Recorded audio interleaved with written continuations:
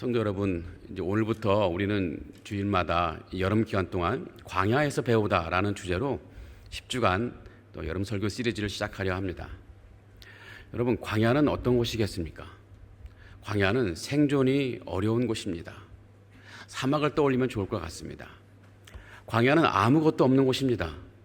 생존에 꼭 필요한 물이 절대적으로 부족한 곳이고, 햇볕이 강렬한데 그 햇빛을 피할 그늘이 딱히 없는 곳이고, 또 동서남북 모두가 똑같은 풍경이라서 자칫 방향을 잃기 쉬운 곳입니다. 더욱이 이 광야에는 도움을 받을 만한 사람도 없고, 또 내가 가진 경험이나 지식, 힘, 또 인간관계 등이 전혀 쓸모가 없는 곳입니다. 그러게 누구라도 이 광야에 잘못 들어가면 똑같은 자리를 계속 맴돌다가 죽을 수도 있는 곳이, 그런 위험한 곳이 바로 광야입니다. 누구라도 피할 수 있으면 피하고 싶은 곳, 그것이 바로 광야입니다. 하지만 특이하게도 성경에서는 광야는 단지 그런 척박하고 위험한 공간만을 의미하진 않았습니다. 오히려 그곳은 하나님께서 그의 백성을 만나시고 훈련시켜 주시고 변화시키는 특별한 장소로 자주 등장합니다. 이스라엘 백성들이 광야에서 훈련을 받아 하나님의 백성으로 성숙했고, 다윗 역시 광야에서 하나님의 사람으로 다듬어졌고, 엘리야도 광야에서 낙심 가운데 들려온 하나님의 음성을 듣고서 회복되었습니다. 그리고 오늘 본문에 나오는 모세도 모든 것을 잃고 무명의 목자가 되었을 때 바로 그 광야에서 하나님의 부르심을 듣고 위대한 사명자가 되었습니다. 그러기에 이 광야는 어쩌면 하나님의 백성이 온전한 하나님의 백성이 되기 위한 최적의 장소일 것입니다. 왜냐하면 그 광야에서 사람들은 하나님을 제대로 만날 수 있기 때문입니다. 우리가 광야 시리즈를 이번에 함께 하려는 이유는 우리 모두의 인생 가운데 광야 같은 시간이 있기 때문입니다. 계획했던 일들이 어그러지고, 또 갑자기 건강이 흔들리고, 미래가 보이지 않고, 차마 일어나지 않았어야 할 일들이 내 삶에 일어나 버린 그런 날들이 우리 인생에 종종 생기기 때문입니다. 그럴 때 우리는 내 인생이 멈춘 것 같다, 내 옆에는 아무도 없는 것 같아, 하나님이 내게서 멀리 떨어져 나에게 관심이 없는 것 같다 하는 이런 절망적인 생각이 들기도 합니다. 하지만 놀랍게도 바로 그 광야 같은 시간 속에서 우리는 비로소 하나님을 가장 깊이 만나게 됩니다. 눈에 보이는 것은 아무것도 없지만, 들리는 사람의 소리도 전혀 들리지 않지만, 그 침묵과 고요 속에서 하나님의 음성이 가장 또렷하게 들려오는 시간, 그것이 바로 광야의 시간입니다. 이번 여름 설교 시리즈의 핵심은 이것입니다. 인생의 광야는 하나님을 만나는 자리입니다. 광야는 메마르고 외롭고 때로는 너무나 고통스럽습니다. 하지만 그곳은 하나님께서 우리를 만나시고 다듬으시고 이끄시는 거룩한 장소입니다. 그러기에 우리가 믿음으로 이 광야를 지나가기만 한다면 이스라엘 백성들이 마침내 가나안 땅에 들어간 것처럼 우리 역시 하나님이 예비하신 축복의 땅에 들어가게 될 것입니다. 혹시 지금 광야 같은 시간을 지나고 계신 분이 있다면 이 여름 시리즈가 하나님의 위로 메시지가 되고 또 소망의 음성이 되면 좋겠습니다. 그리고 지금은 평안한 시간을 보내고 있는 분들도 있을 텐데, 언젠가 올지도 모를 이 광야의 시간을 믿음으로 준비하는 시간이 되면 좋겠습니다. 자, 오늘 우리가 나눌 말씀은 모세가 광야에서 하나님의 부르심을 받는 이야기입니다. 모세가 누구입니까? 그는 이집트에서 노예로 살던 이스라엘 백성을 구원한 위대한 지도자입니다. 하나님의 능력으로 홍해를 가르고 율법을 받아서 백성들에게 전하고, 또 그 백성을 가나안 땅 입구까지 인도했던 인물, 그 사람이 바로 모세입니다. 구약 성경 전체를 통틀어서 가장 위대한 하나님의 사람이며, 또 장차 오실 예수 그리스도를 예표하는 인물이었습니다. 그런 모세가 오늘 본문에서 하나님께 처음으로 부르심을 받습니다. 그의 인생이 새롭게 시작되는 영광스러운 장면입니다. 자, 그런데 오늘 말씀에 등장하는 모세는 어떤 모습으로 서 있습니까? 하나님의 부르심을 처음 받던 그 순간 모세는 어떤 상태였을까요? 모세는 이미 80세가 넘은 늙은 목자였습니다. 한때 모세는 히브리인이면서도 이집트 왕궁에서 자란 이집트의 왕자였습니다. 세상의 권세를 가졌고 최고의 교육을 받았으며 지혜와 힘을 겸비한 사람이었습니다. 그런데 그가 어느 날 노예로 고통받는 히브리 동족의 현실을 마주하게 되는데요. 그들의 눈물을 외면할 수 없었던 모세는 마음속에서 내가 저들을 구원해야겠다는 열정을 품었습니다. 하지만 그의 방법은 미숙했고 그의 열정은 무모했습니다. 그는 결국 이집트 사람을 쳐 죽이고 그 일로 인해 도망자가 되어버렸습니다. 모세는 원대한 꿈을 안고 시작했지만 그 꿈은 실패로 무너져 버렸고 40년간 미디어 광야에서 철저히 무명인으로 살아가게 됩니다. 모세는 도망친 그 땅에서 이제 미디안 사람들과 함께 살며 이름도 없이 사명도 잃은 채 열정도 잃은 채 광야에서 묻혀버린 삶을 살게 되었습니다. 이제 모세는 80세가 넘은 노인이 되었습니다. 더 이상 힘도 없고 꿈도 열정도 모두 식어버렸습니다. 이제 그에게 남은 것은 매일 똑같이 반복되는 일상뿐이었습니다. 양을 돌보고 땡볕을 견디며 밤엔 이 별을 보면서 잠드는 인생. 어쩌면 그는 자신의 인생이 여기서 이렇게 끝나겠구나 하는 생각을 했을 것입니다. 그런데 바로 그때 아무도 모세를 기억하지 않고 모세 자신도 기대하지 않던 그 순간에 모세는 하나님을 만나게 됩니다. 그저 평범한 어느 날이었습니다. 모세는 변함없이 양떼를 몰고 광야를 지나고 있었습니다. 그날도 똑같은 바람, 똑같은 땅, 똑같은 하늘이었습니다. 그런데 그때 저 멀리서 이상한 광경이 눈에 들어옵니다. 떨기나무 한 그루에서 불꽃이 막 타오르는 거예요. 그 자체만으로 너무 놀라운 일이었지만 더 놀라운 것은 불꽃이 타오르고 있는데 그 나무가 타지 않고 있다는 것입니다. 너무나 신기한 일이에요. 처음 보는 광경입니다. 모세는 그 신비한 광경에 사로잡혀서 가까이 다가가 보려 했습니다. 바로 그 순간 그의 이름을 부르는 음성이 들려옵니다. 모세야, 모세야. 모세는 그 음성에 깜짝 놀라며 그 자리에 멈춰 섰습니다. 태어나서 처음 들어보는 하나님의 음성이었습니다. 하나님이 모세를 부르시는 것인데요. 그토록 조용하던 광야에서 모세는 드디어 하나님의 음성을 듣게 됩니다. 자, 그런데 하나님이 모세를 왜 부르셨을까요? 그것은 하나님의 백성을 구원하기 위해서였습니다. 오늘 말씀 7절에서 하나님이 모세에게 말씀하시는데요. 내가 애굽에 있는 내 백성의 고통을 분명히 보고 또 그들의 부르짖음을 듣고 또 그 근심을 알고, 하나님은 그 백성의 고통을 보셨고 그들의 울부짖음을 들으셨으며 그들의 깊은 근심을 알게 되었습니다. 그리고 10절에서 이렇게 말씀하십니다. 이제 내가 너를 바로에게 보내어서 내 백성 이스라엘 자손을 애굽에서 인도하여 내게 하리라. 하나님이 모세를 부르신 목적은 분명합니다. 하나님의 백성을 구원하기 위해서였습니다. 고통받는 하나님의 백성, 이스라엘 백성들을 구원하기 위해서 모세를 부르신 것입니다. 모세는 바로 그 위대한 하나님의 구원 계획에 부름받았습니다. 훗날 이스라엘 백성들은 이 모세와 함께 이집트를 탈출했고 또 광야를 지나서 마침내 약속의 땅 가나안에 들어가게 됩니다. 이 모든 역사는 하나님이 그 한 사람 모세를 부르신 그 광야에서 시작되었습니다. 자, 그런데 우리 한 가지 의문이 듭니다. 하나님은 왜 하필 모세가 광야에 있을 때 모세를 부르셨을까요? 모세가 이집트 왕자였을 때, 그가 젊고 힘이 넘쳐날 때 모세를 부르셨더라면 어쩌면 모세가 더 효과적으로 그 사명을 감당할 수 있지 않았을까요?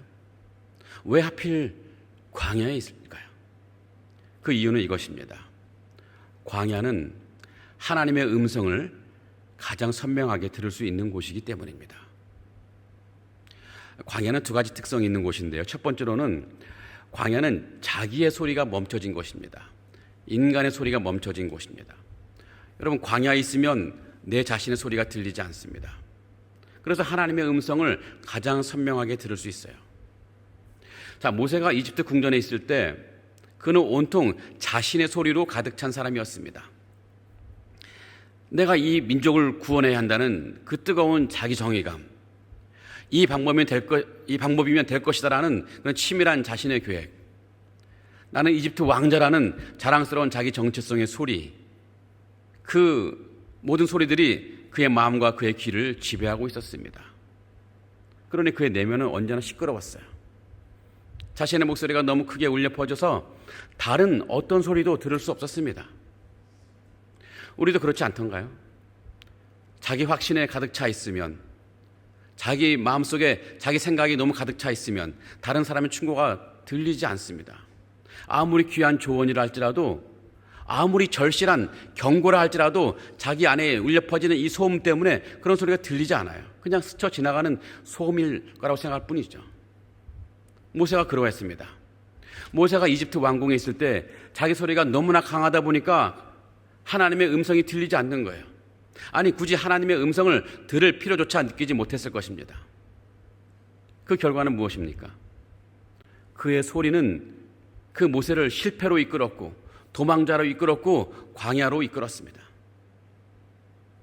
그러나 그 이후 40년을 모세가 살아야 했던 이 광야는 모세 안에 울려 퍼지던 모든 자기 소리가 멈춰진 곳이었습니다.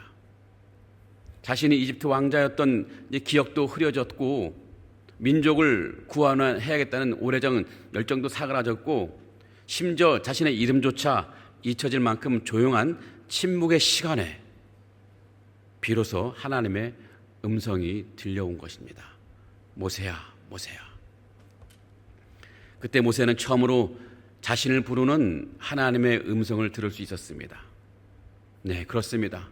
광야는 자기 소리가 멈춰지고 하나님의 뜻이, 하나님의 음성이 들리기 시작하는 자리입니다. 신약시대 바울도 마찬가지였습니다. 바울은 인생의 광야를 경험하기 전까지 그 내면에 자신의 소리로 가득 찬 사람이었습니다. 그는 자신의 율법에 흠이 없는 자라고 외치는 소리에 둘러싸여 있었고, 또 바리새인 중에 바리새인이라고 여겼습니다. 예수 믿는 사람들을 박해하는 것이 하나님의 뜻이라고 자기 확신에 차서 살았던 사람이었습니다. 그의 귀에는 언제나 자신의 열심, 자신의 판단, 자신의 열정, 이 소리만 가득했습니다. 그러다 보니까 하나님의 음성이 들리지 않는 거예요. 어쩌면 들을 필요조차 없다고 여겼을지도 모릅니다. 하나님은 그런 바울을 넘어뜨리셨습니다. 바울이 예수 믿는 사람을 잡으러 다메섹으로 가는 도중에 바울은 눈이 멀었고 말도 못하고 먹지도 못하고 하루아침에 그의 인생이 와르르 무너져 버렸습니다. 그런데 바로 그때 놀라운 일이 일어납니다. 그 처참한 광야 같은 시간 속에서 비로소 하나님의 음성이 바울의 귀에 들려온 것입니다. 사도행전 9장 4절에서 바울은 주님의 음성을 듣는데요, 사울아, 사울아, 네가 어찌하여 나를 박해하느냐. 이 한마디는 바울의 인생 전체를 뒤집어 놓는 음성이었습니다. 자신의 계획이 철저히 무너지고 자신의 확신이 완전히 꺾이는 그 순간 드디어 그는 자기 소리가 아닌 하나님의 소리를 듣게 된 것입니다. 그리고 그는 하나님의 사람으로, 또는 위대한 복음의 사도로 다시 태어나게 된 것입니다. 광야는 이처럼 자기의 소리가 멈춰진 것이고 하나님의 소리가 들리는 곳입니다. 자, 두 번째로 광야는요, 세상의 소리가 멈춰진 곳입니다. 광야는 내적으로 자신의 소리만 멈춰진 것이 아니라 외적으로도 세상의 소리도 멈춰진 곳입니다. 여러분, 광야에 있으면 요란하던 세상의 소리가 들리지 않습니다. 예전에 제가 한국에서 MRI를 찍은 경험이 있습니다. 자, 20분간 MRI 통 안에서 꼼짝없이 있어야 하는데 사전에 의사에게 경고를 들었습니다. 이 MRI를 돌리는 이 소리가 너무 크다는 거예요. 그 말에 약간 제가 긴장하고 누웠는데요. 하지만 저는 MRI를 찍는 동안 그 소리를 듣지 못했습니다. 물론 처음엔 들렸습니다. 하지만 곧바로 소리가 잠잠해졌습니다. 왜냐하면 제가 잠이 들었거든요. 사람들이 대단하다고 말합니다. 어떻게 그 소리에 잠을 잘 수 있냐고. 제가 잠을 자서 안 들린 것인지 아니면 잘 안 들려서 잠을 잔 것인지는 모르겠습니다만 여하튼 저는 아직까지 MRI 소리가 어떤 것인지 잘 기억이 나지 않습니다. 자, 모세가 이집트 왕궁에 있었을 때 모세는 엄청난 세상의 소리에 둘러싸여 잠을 잘 수가 없었습니다. 더 높이 올라가라는 성공의 소리, 더 많이 가지라는 욕망의 소리, 남들을 짓밟고 올라가라는 경쟁의 소리, 모세는 왕자로서 그 모든 소리에 한복판에 있었습니다. 세상의 소리는 언제나 시끄러웠습니다. 그러다 보니 모세의 귀에 하나님의 음성이 들리지 않는 거예요. 우리도 그러하죠. 세상 사람들과 만나면 우리는 덜컥 겁이 날 때가 있어요. 혹시 우리가 잘못 사는 것은 아닐까? 세상 사람들은 미래를 준비한다, 노후를 준비한다고 막 요란하는데 우리는 너무 안일하게 사는 것 아닌가? 또 자녀들이 좋은 학교 가도록 다른 학부모들은 난리를 치는데 혹시 우리 아이는 뒤처지는 것은 아닐까? 이런저런 세상의 소리가 들려면 우리는 머리가 복잡해지고 마음의 근심이 커집니다. 모세도 그러했을 거예요.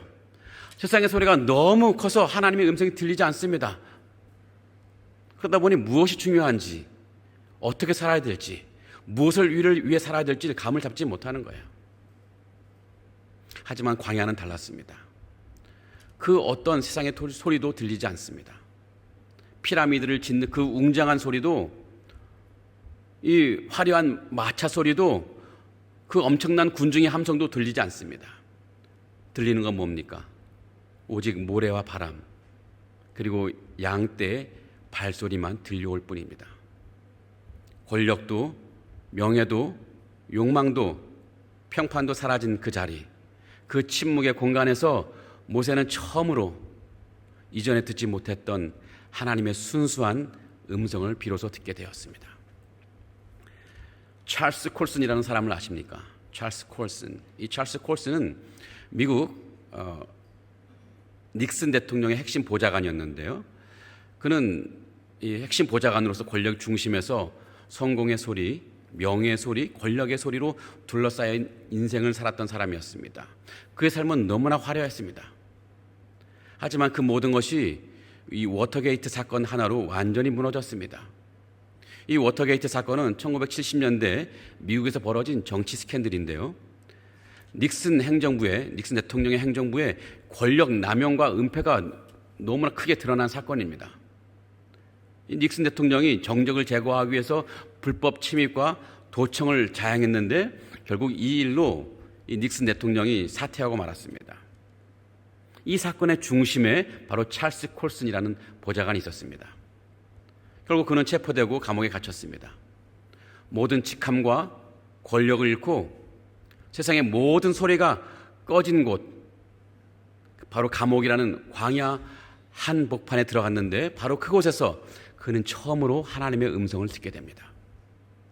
그는 감옥 안에서 성경을 읽기 시작했고 그곳에서 성경을 읽는 중에 예수 그리스도를 인격적으로 만나게 된 것입니다. 성경을 읽어가는 과정 속에서 그는 처음으로 하나님이 자신을 부르시는 소리를 들었고 무엇을 해야 될지 깨닫게 해주시는 이 사명의 소리를 듣게 된 것입니다. 그래서 나중에 출소한 후에 이 찰스 콜슨은 이 교도소 선교 단체를 설립했는데 수많은 죄수들에게 복음을 전하면서 평생 이 복음 사역자로 살아갑니다. 훗날 그는 이렇게 고백합니다. 나는 감옥에서 가장 자유로운 사람이 되었다. 가장 억압이 있는 감옥에서 나는 가장 자유로운 사람이 되었다. 권력의 소리가 꺼진 자리에서 그는 하나님의 음성을 들은 것입니다. 그 광야 같은 시간 속에서 그는 하나님의 사람으로 회복되었고 새로운 사명을 안고 다시 일어선 것입니다. 그때부터 그는 진정한 자유인으로 진짜 인생을 살아가기 시작했습니다. 여러분 이번 여름에 한번 그분이 쓴 책을 읽어보면 좋겠습니다. 대표작으로 이 러빙갓이라는 책이 있는데요. 러빙갓 꼭 한번 읽어보시면 좋을 것 같습니다. 제가 이전 교회에서 누군가에게 선물을 줄 때 꼭 이 책을 선물했습니다. 너무너무 중요한 책이고 아름다운 책입니다. 이 사람이 어떻게 회심했는지 한번 여러분 꼭 읽어보시는 여러분들에게 바랍니다. 이렇듯이 광야는 내면의 소리와 세상의 소음이 모두 멈춰진 곳입니다. 그리하여 하나님의 음성이 선명하게 들리는 곳입니다. 성도 여러분, 지금 여러분의 삶을 채우는 소리는 무엇입니까? 끊임없이 무엇인가를 해야 한다는 조급한 내 마음의 소리입니까? 아니면 우리 마음을 유혹하고 힘들게 하는 세상의 소리입니까? 그 소음으로 혹시 하나님의 음성을 듣지 못하는 것은 아닐까요? 그러고 보면 우리 인생 가운데 만나게 되는 이 광야의 시간은 그저 고통의 시간만은 아닌 것 같습니다. 비록 그 시간에 마음이 아프고 서럽고 눈물이 나지만 우리가 직면한 그 인생의 광야는 그 모든 소음에서 멀어지고 오직 하나님께만 집중할 수 있는, 그래서 하나님의 음성을 들을 수 있는 너무나 좋은 시간입니다. 오히려 이 광야의 고통이 모든 소음을 차단하는 거룩한 방음벽이 되는 것입니다. 혹시 지금 광야 같은 시간을 지나고 계십니까? 그렇다면 그 광야의 시간을 여러분 두려워하지 않으시면 좋겠습니다. 여러분의 인생의 광야에 계시다면 그 시간을 한숨과 절망으로 그 시간을 낭비하지 않으시면 좋겠습니다. 그 시간 속에서 우리를 부르시는 하나님의 음성에 귀를 기울이시는 여러분 되기를 주님의 이름으로 간절히 기원하고 축복합니다. 성도 여러분, 우리의 소리와 세상의 소리가 멈춘 그 거룩한 침묵 속에서 우리는 무엇을 해야 할까요? 하나님은 그 시간 속에 우리에게 무엇을 요구하시는 걸까요? 그저 하나님의 음성을 듣기만 하라는 걸까요? 아닙니다.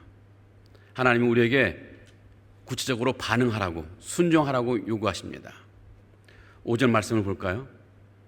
하나님이 이르시되 이리로 가까이 오지 말라. 네가 선 곳은 거룩한 땅이니 네 발에서 신을 벗으라. 하나님 모세에게 그곳이 거룩한 곳이니 신을 벗으라고 말씀하십니다. 여러분, 신발을 벗는다는 것은 무슨 의미일까요? 그것은 단순한 예의나 관습 행위가 아니에요. 우리 영혼을 뒤흔드는 깊은 상징이 담겨 있습니다. 신발은 내가 지금까지 살아온 삶의 방식, 내가 지금까지 의지해온 내 경험과 지혜, 내가 포기하지 않았던 그런 권리와 자존심을 의미합니다. 그러게 신을 벗으라는 하나님의 말씀은 모세에게 이렇게 들렸을 거예요. 모세야, 이제는 네 방식으로 나에게 오지 마라. 네 방식으로 나를 만나지 말라. 너의 경험도 너의 자존심도 다 내려놓아라. 이제는 나의 방식으로, 하나님의 방식으로 만나야 된다. 이것은 하나님 앞에서 자신의 인간적인 생각과 의지를 다 내려놓고 철저하게 순종하라는 하나님의 명령이었습니다. 하나님은 모세가 신을 벗어야 하는 이유를 말씀하셨는데요, 다시 한번 5절 보면요, 거기에 이런 말씀이 있죠. 네가 선 곳은 거룩한 땅이니라. 지금 모세가 있는 곳이 거룩한 땅이기 때문에 신을 벗어야 한다는 것입니다. 자, 그런데 하나님은 이 호렙산 전체를 거룩하다고 하지 않으셨습니다. 바로 모세가 있는 그 자리, 즉 양을 치며 초라하게 살아가던 자리, 그저 도망자로 버티고 있던 그 자리가 하나님이 계시기 때문에 거룩한 땅이 된다는 것입니다. 이것이 복음입니다. 하나님의 임재가 임하시는 그 순간 우리가 가장 수치스럽다고 느끼는 그 외로움의 자리가 하나님의 우리와 만나시는 예배 처소가 되는 것이고, 우리의 눈물이 고인 골반과 힘겨운 이 직장이, 또 고통으로 신음하는 우리의 병상이 바로 하나님을 만나는 거룩한 지성소가 되는 것입니다. 성도 여러분, 내 안에서 울려 퍼지는 내 이 소리와 내 귀를 아프게 하는 세상의 소리가 멈춰진 지금, 하나님께서 우리가 서 있는 이 광야를 거룩한 땅이라고 선포하십니다. 그러기에 우리는 우리가 신고 있는 더럽고 추한 신발을 벗어버려야 합니다. 우리가 이 거룩한 부르심 앞에서 우리가 벗어 던져야 할 신발은 무엇이겠습니까?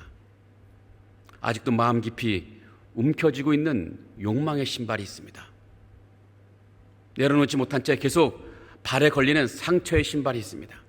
끝내 꺾이지 않는 자존심과 고집의 신발이 있습니다. 이제 그 모든 신발을 벗어버리고 하나님 앞에 엎드리시면 좋겠습니다. 우리가 신발을 벗고 하나님 앞에 엎드릴 때 우리가 선 곳이 거룩한 땅이 될 것이며, 우리의 인생은 하나님 손에 들림받은 그릇으로 다시 쓰임을 받게 될 것입니다.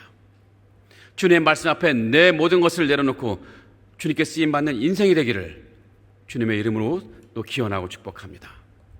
성도 여러분, 우리가 광야에서 이 자기 소리가 멈춰지고 또 세상의 소리가 사라졌을 때, 또 욕망과 상처와 자존심과 고집이라는 신발을 다 벗어놓고 하나님 앞에 겸손히 엎드릴 때 어떤 일이 일어날까요?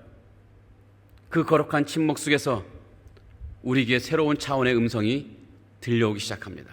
그것은 바로 하나님의 마음, 하나님의 심장 소리가, 뜨거운 심장 소리가 들려오는데요, 하나님의 마음속에 품고 있던 하나님의 위대한 계획과 비전을 하나님 우리에게 알려주시는 것입니다. 모세가 그랬습니다. 하나님은 모세에게 위대한 사명을 맡겨주시는데요, 하나님의 심정을 알려주시면서 그 사명을 맡겨주셨습니다. 오늘 말씀 10절 한번 볼까요?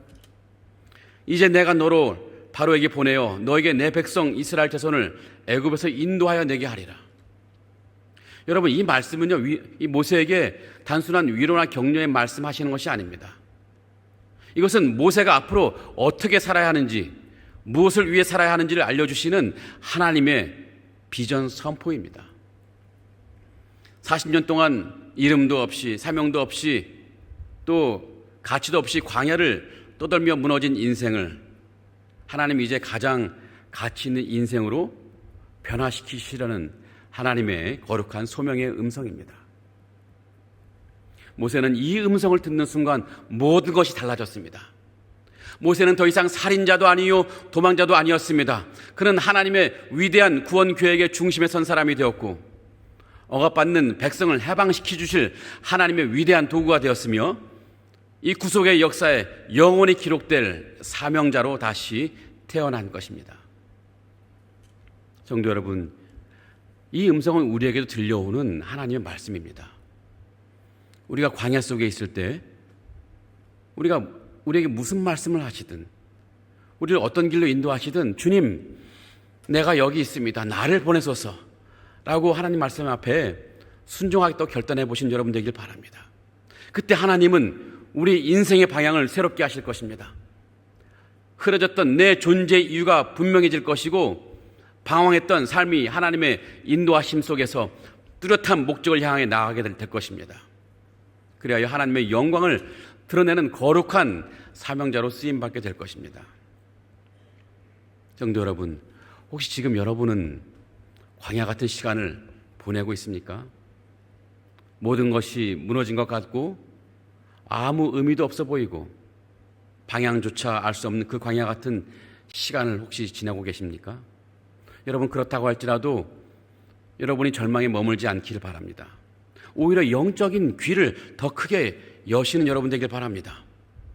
우리를 부르시고 보내시는 하나님의 음성을 들을 수 있는 여러분 되시길 바라고, 또 그 부르심에 순종하는 여러분 되길 바랍니다.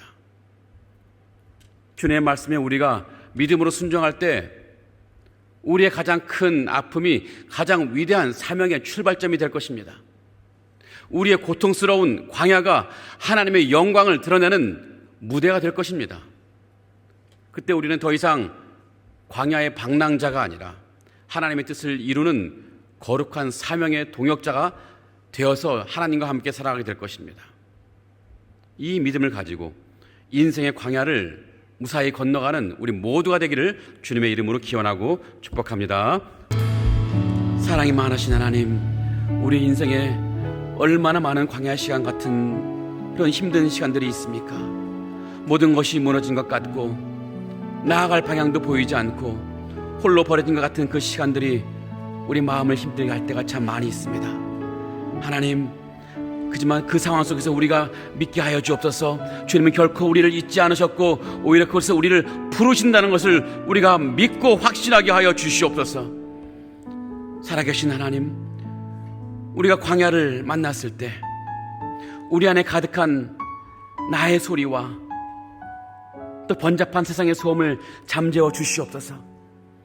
하나님의 음성이 들려올 수 있는 거룩한 침묵으로 우리 영혼을 이끌어 주시옵소서. 주님의 부르심에 이제 주님, 우리가 신발을 벗겠습니다. 우리가 붙들고 있던 자존심, 우리가 내려놓지 못하던 그 상처들, 꺾이지 않던 고집과 자기 확신들, 주님 이 시간 주님께 내려놓습니다. 그리고 이제 주님께서 말씀하신 그 부르심 앞에 주님, 내가 여기 있나이다, 나를 보내소서 이렇게 응답하게 하여 주시옵소서. 그리하여 우리가 만나는 그 광야가 우리 인생의 끝이 아니라 하나님의 사명이 시작되는 자리가 되게 하여 주시옵소서. 이제 우리의 광야를 하나님의 뜻을 이루는 거룩한 무대로 사용하여 주시옵소서. 우리 인생 가운데 하나님의 영광이 빛나는 거룩한 삶으로 인도하여 주시옵소서. 예수 그리스도 이름으로 간절히 기도합나이다. 아멘.